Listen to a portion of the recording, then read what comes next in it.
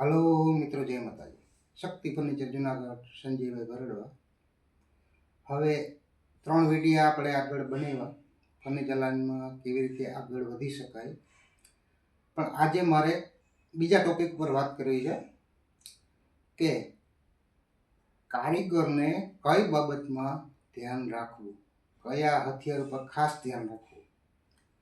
તો હવે એ વાત કરીએ તો ક્યારેક આપણે એસએસ કટિંગ કરવાનું થાય, હેંગરના પાઇપ કટિંગ કરવાના થાય, તો તેમાં આપણે જે બ્લેડ ચડાવીએ એસએસ કટિંગની, તમને ખબર છે કે 2 mm જેવી પતલી હોય છે, બહુ જાડી આવતી નથી. તો જો પ્રોપર વ્યવસ્થિત નીચે સપોર્ટ રાખી અને ધ્યાન રાખીને કટિંગ ન કર્યું હોય તો ઘણી વખત ચકરી ફસાઈ જાય છે, પછી ગ્રાઇન્ડરમાંથી તૂટે છે અને ઘણી વખત કારીગર ભાઈનું લાગેલું પણ છે. અને એ ચકરી તૂટે પછી ક્યાં લાગે એની કોઈને ખબર હોતી નથી. અને ઘણી વખત આવી નાની બાબતમાં ઘણી મોટી ઈજા થઈ જાય છે. તો મારે ખાસ એ નમ્ર વિનંતી છે કે ગમે ત્યારે એસએસ કટિંગ કરવાનું થાય કે લોખંડ કટિંગ કરવાનું થાય તો ખાસ કરી અને વ્યવસ્થિત નીચે સપોર્ટ રાખો, વ્યવસ્થિત 50% કટિંગ કરો, પૂરેપૂરું કટિંગ ન કરો. અને બીજું, ગ્રાઇન્ડરમાં આપણે જ્યારે પણ કાચ પેપરની ડીશ ચડાવી તો એમાં કોઈ પ્રશ્ન નથી, ઇરેગ્યુલર કામ હોય છે. પણ એમાં પ્રશ્ન 1-2 વખત એવી રીતના બને છે. ઘણી વખત કારીગર કામ કરતા હોય ને ક્યારેક લાઇટ વહી ગઈ તો ગ્રાઇન્ડરની સ્વિચ બંધ કરતા ભૂલી જાય, ગ્રાઇન્ડર ચાલુ રહી જાય છે.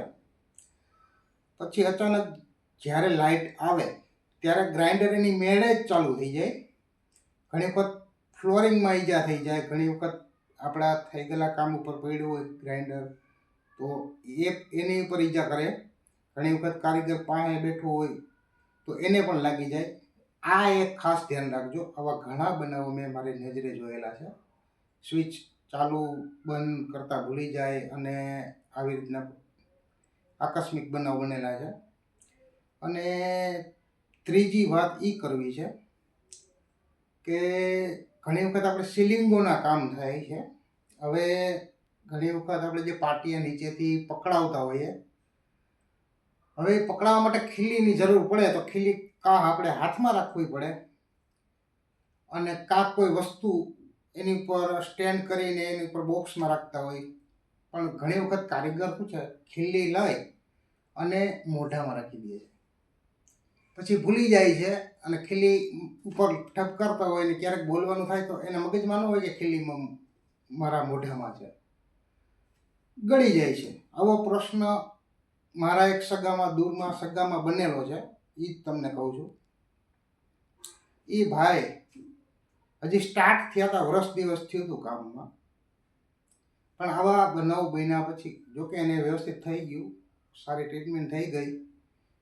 4-5 ખીલી 17 સવાની ઉગળી ગયા હતા એ ભાઈ. તે પછી એ લોકોએ એને મિસ્ત્રી કામ જ મુકાવી દીધું.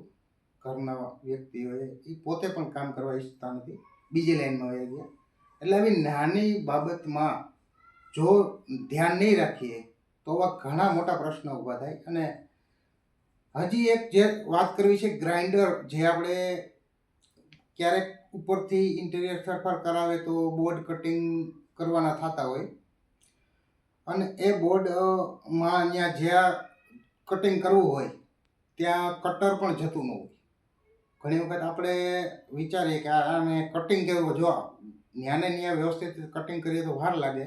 ઘણા ભાઈઓ બુદ્ધિ લગાડીને ગ્રાઇન્ડરમાં 4 ઇંચની બ્લેડ ચડાવી દે પ્લાય કટિંગની, પછી ઝટ કરીને કટિંગ કરવા જાય તો એ છટકીને લાગી જાય છે. એવા બનાવ પણ થયેલા છે. તો ખાસ કરીને કહેવાનું કે એ ચકરી ન ચડાવો.